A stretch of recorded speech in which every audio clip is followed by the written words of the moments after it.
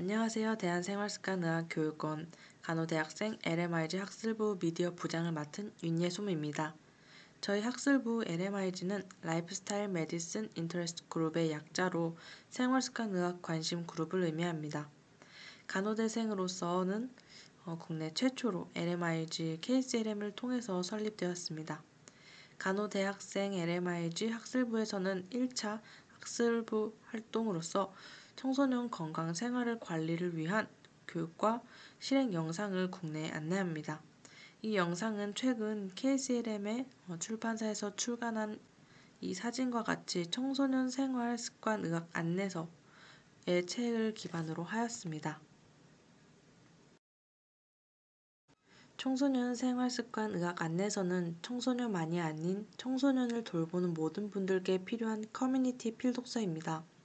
청소년들의 마음과 몸 그리고 생활을 건강하게 지키는 길잡이로서 청소년 곁에서 행복한 삶을 가꾸는 원동력이 될 것입니다. 본 교육은 학술부의 주요 토픽을 10분에서 12분 정도로 소개해드리며 편안한 소통을 위하여 연구 문헌들에 대한 소개는 생략했으나 홈페이지를 참고하시면 관심 있는 분야에 대해 다양한 문헌들을 심도 있게 참고하실 수 있다는 점 알고 계셨으면 좋겠습니다. 그리고 무엇보다 준비한 자료는 모든 학생분들이 열정과 진심을 다해 준비하였지만 아직 대학생이기에 교육 자료가 다소 부족한 점이 있을 수 있습니다. 교육을 받으시다가 아쉬운 분이 있으시면 댓글을 남겨주세요. 보완하고 더 좋은 자료로 빠르게 안내해드리도록 하겠습니다. 목차는 첫 번째로 스트레스가 무엇인지 알아보고, 두 번째, 긍정적 또는 부정적 스트레스가 사람에게 장단점 줄 수 있는지 알아보고, 세 번째, 스트레스 반응 시 우리 몸에 어떤 일이 벌어질까요? 네 번째, 만성 스트레스는 심신에 어떤 영향을 미칩니까? 다섯 번째, 스트레스에 대처할 방법은 무엇입니까? 여섯 번째는 회복을 위한 스마트 목표 설정을 시행하도록 하겠습니다. 그렇다면 본격적으로 챕터 6 스트레스 관리와 회복 탄력성의 주제로 여러분께 알려드리겠습니다. 들을 준비 되셨나요? 지금부터 시작합니다. 첫 번째로 스트레스의 어원은 팽팽하게 죄다라는 뜻을 갖춘 라틴어 스트링게르로 알려져 있습니다. 흔히 스트레스 하면 그 요인을 떠올리기 쉬운데 사실은 스트레스 요인과 이에 대한 신체의 반응을 합한 값입니다. 즉, 외부 자극이나 변화에 대한 개인의 신체적, 정신적, 행동적 반응 또는 적응을 의미합니다. 두 번째, 긍정적 또는 부정적 스트레스가 사람에게 장단점을 줄 수 있을까요? 긍정적 스트레스는 적당한 수준의 스트레스 또는 유익한 것으로 인식되는 흥분된 상태를 말하고, 부정적인 스트레스는 어떤 것이라도 고통 상태를 유발하는 것입니다. 이 스트레스가 사람에게 장단점을 줄 수 있는지 확인하도록 하겠습니다. 이 장점에서는 향상된 수행이나 개인의 성장처럼 긍정적 결과를 일으킵니다. 예를 들어보면 직장에서의 진급, 연애, 결혼 등이 있고, 그리고 단점에서는 저조한 수행이나 실패와 같은 부정적인 결과를 일으킵니다. 이것의 예를 들면 실직, 가족과의 사별, 이혼 등이 있을 수 있습니다.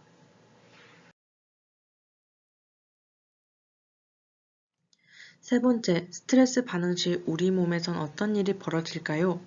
생리적으로 손에 땀이 나고, 동공이 확대되고, 혈압이 상승하고, 맥박과 호흡이 빨라지고, 소화관의 운동 감소, 심장 박동수가 증가, 근육으로 공급되는 혈액의 양이 증가하여 순간적으로 강한 힘을 발휘하게 되는 등 여러 가지 일들이 벌어집니다. 즉, 교감신경은 활성화되고 부교감신경의 기능은 저하됩니다. 이 오른쪽의 사진을 보면 이 빨간색으로 표시되어 있는 게 교감신경이라고 볼 수 있습니다. 네 번째로 만성 스트레스는 마음과 몸, 그리고 행동에 어떤 영향을 미칠까요? 만성 스트레스는 스트레스 호르몬이 반복적으로 분비되어 몸과 마음에 해롭습니다. 오늘날 청소년이 겪는 스트레스는 학업, 친구, 정보 과잉 등의 형태로 나타납니다. 그러면 우리 마음과 몸, 그리고 행동에 어떤 영향을 미치는지 알아봅시다. 먼저 크게 3개의 영향을 보실 수 있습니다. 먼저 인지 영향은 기억력 감소, 집중력 감소, 불면증과 같은 수면 장애로 수면 감소가 나타나고 정서적 영향은 불안이나 우울증 위험 증가, 절망감, 두려움, 걱정 등이 있습니다. 마지막으로 행동 영향은 인스턴트 음식 섭취 증가, 알코올 및 담배 사용 가능성이 증가되고 가족 및 친구로부터의 사회적 탈퇴가 있습니다. 이 3개의 영향을 통해 스트레스가 평소에 어떻게 관리해야 하는지 이해하고 실천하는 것이 매우 중요합니다. 5번째, 스트레스 대처 및 관리 방법이 무엇이 있는지 살펴봅시다. 먼저 스트레스 요인을 알아봅니다. 내면적 요인인지, 외부적 요인인지, 심리적 요인인지, 신체적 요인인지 확인하는 것입니다. 0부터 5를 기준으로 해서 5가 가장 높음을 기준으로 하여 학업, 사회적 문제, 외모 및 신체 이미지, 가족과 가정생활, 문화적, 정치적, 사회적 이슈, 수면, 영향, 어린 시절의 역경 등을 평가하는 것입니다.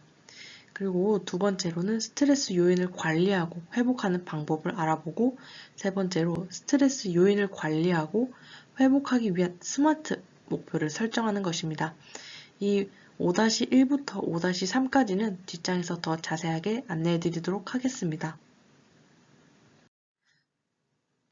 방금 아까 전에 5-1의 스트레스 일반적인 위험 요인을 무엇인지 더 자세히 알아보도록 하겠습니다.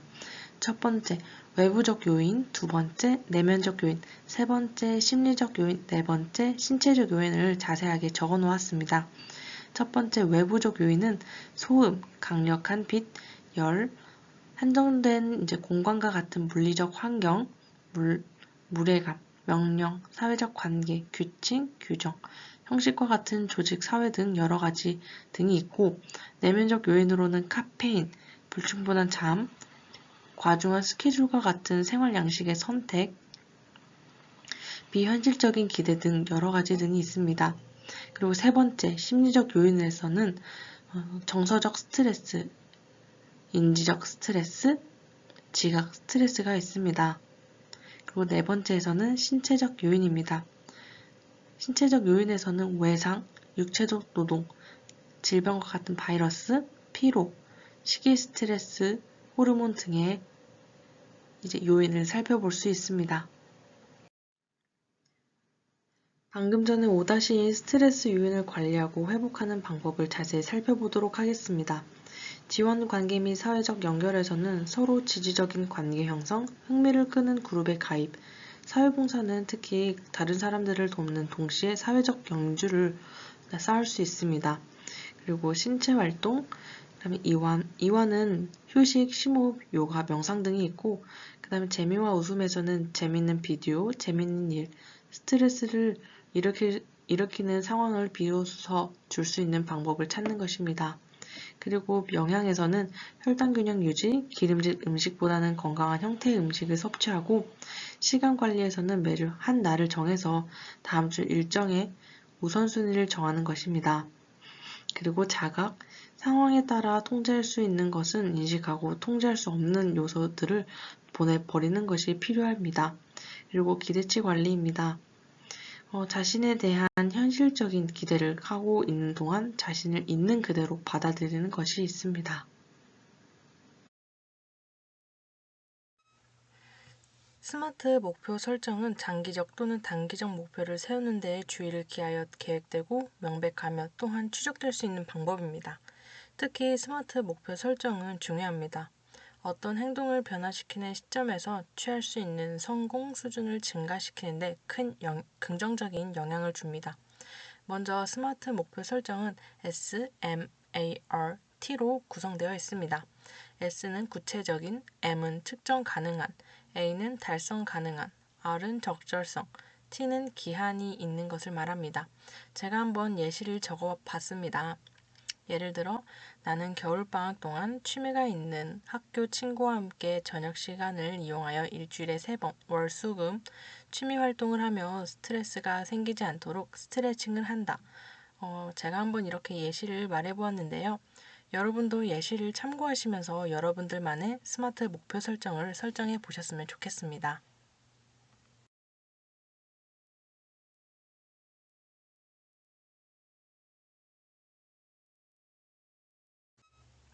스트레스와 회복 탄력성이라는 주제로 여러분께 짧은 시간 동안 소개하였는데요.